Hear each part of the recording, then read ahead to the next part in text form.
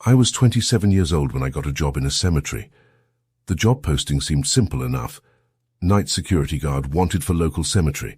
By that time, I'd just been laid off from my office job and needed the work. So I applied right away. The cemetery manager, an older man named Mr. Blackthorne, called me in for an interview.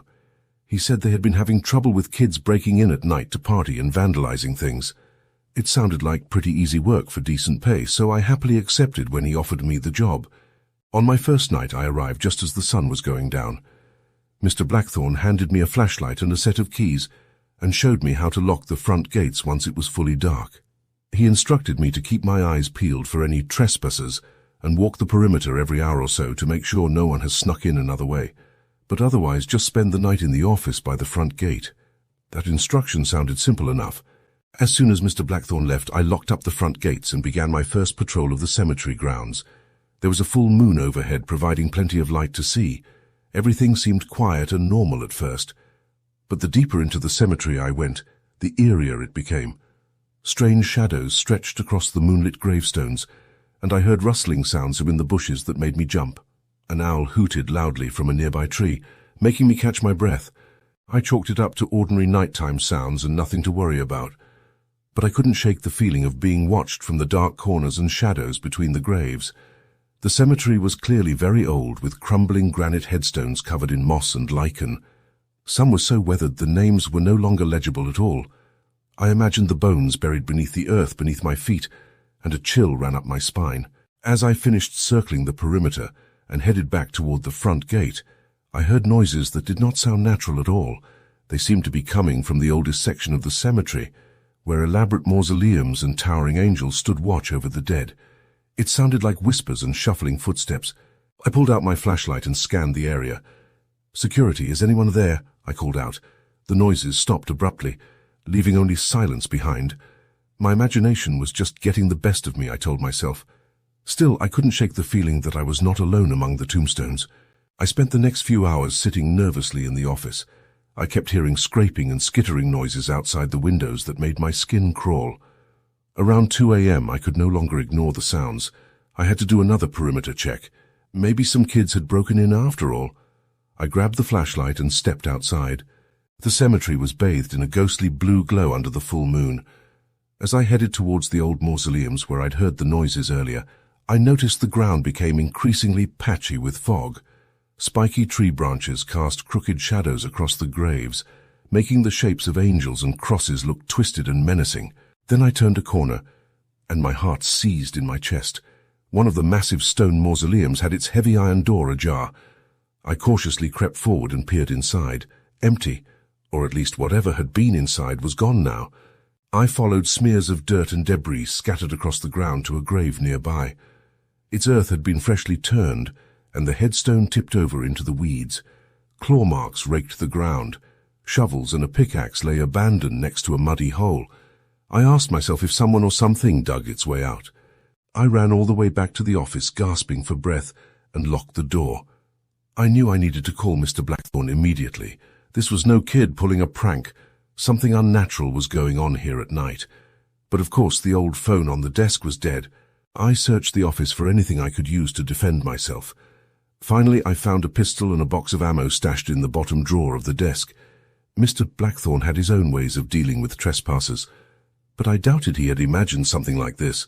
I checked my watch just after 3 a.m. I only had to make it a few more hours until dawn when Mr. Blackthorne would return. I loaded the gun with shaking hands and went to grab the flashlight, but it was dead too. The office suddenly felt like a prison. I didn't even have any lights to turn on. I sat there in darkness, jumping at every noise outside and imagining the worst. Sometime close to dawn, I finally dozed off out of utter exhaustion.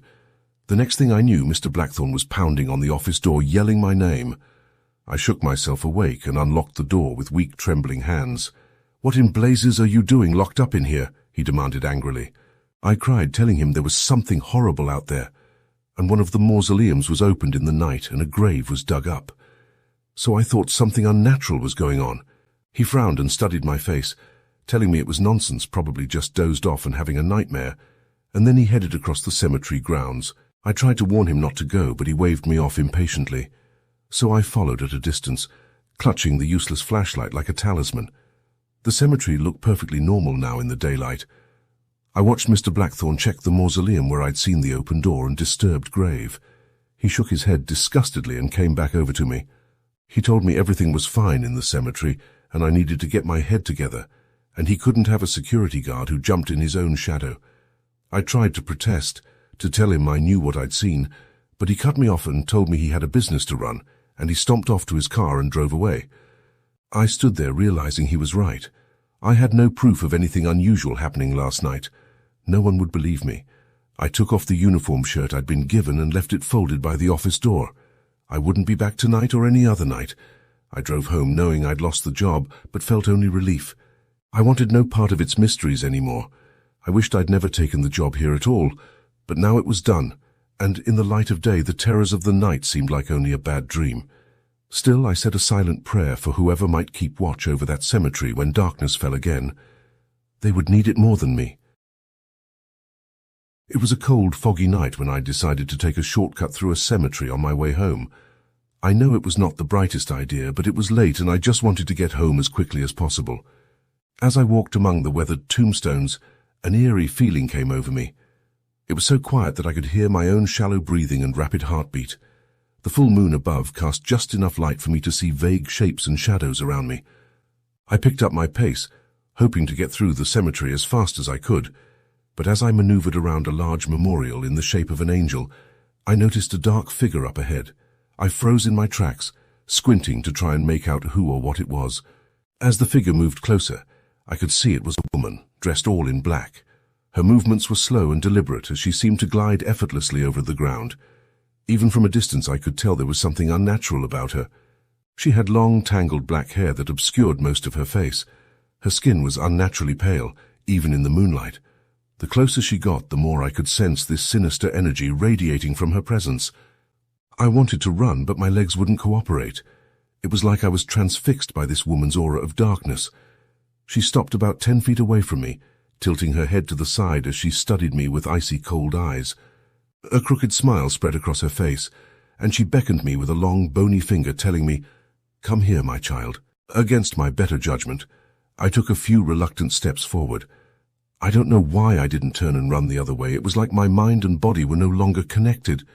The woman reached out with both hands, her long nails like talons ready to snatch me. I wanted to scream, but no sound came out. Her grip was ice cold as she grabbed my shoulders and pulled me towards her. Her face was just inches from mine now.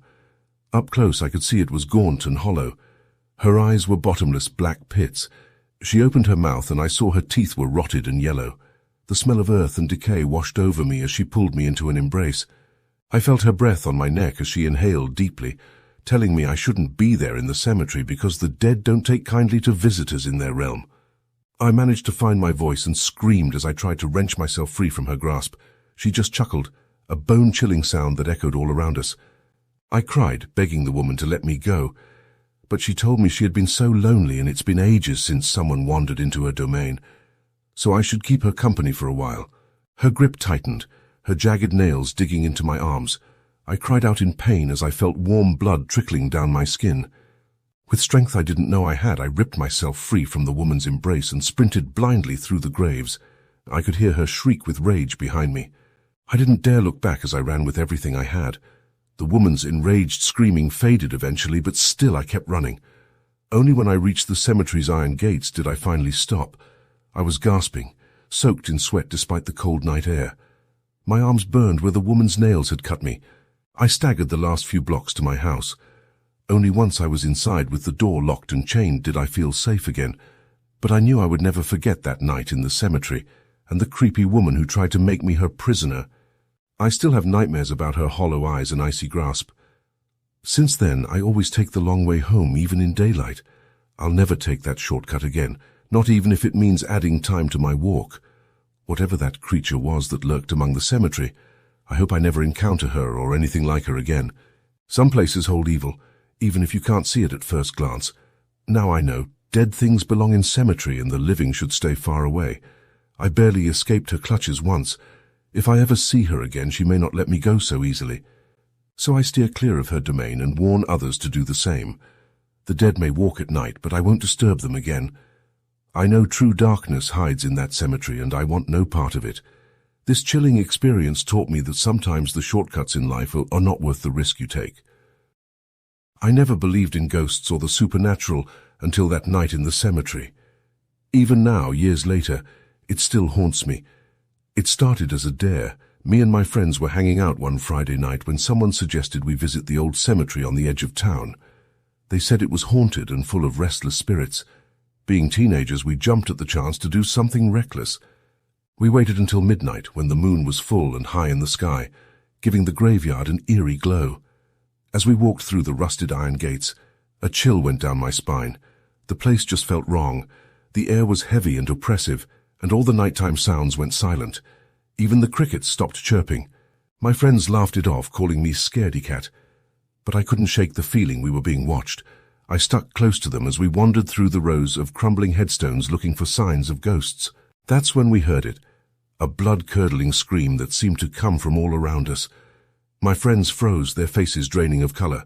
They turned to run, but it was too late. A dense white fog rolled in, obscuring everything beyond a few feet. I could hear my friends calling for me through the haze, but they sounded so distant. I stumbled blindly through the mist, my pulse racing. The air grew bitterly cold and heavy. It felt hard to breathe, like the fog was smothering me. I collided with a weathered gravestone and looked around wildly. Through the gloom I could make out skeletal trees looming overhead, their knotted branches reaching for me like gnarled hands. Another scream pierced the night, closer this time. I glimpsed shifting shadows darting between the graves surrounding me. I tried to run, but my legs felt heavy, like I was dragging them through quicksand. Dread flooded my body when I realized I was utterly alone. The shadows pressed closer as the screams rose to a deafening cacophony. They swirled faster and faster around me until they formed a cyclone of shrieking ghosts. Faces materialized in the mist. Some were freshly dead, but others were rotted husks with maggots writhing in empty eye sockets. Skeletal hands grasped at my clothes, their icy touch burning my skin. I collapsed to my knees, clamping my hands over my ears. I squeezed my eyes shut, praying I'd wake up from this nightmare. A ghostly voice whispered my name, its rancid breath hot on my neck. When I opened my eyes, I was alone in the graveyard. The fog and spirits vanished. The moon shining brightly above seemed to mock my terror.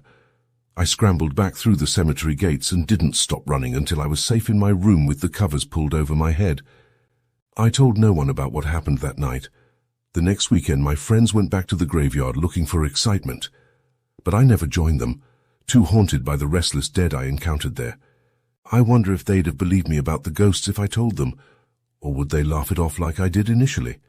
All I know is that cemetery is cursed, harboring trapped souls with a vengeful hatred for the living. Because what I witnessed was no joke or figment of my imagination.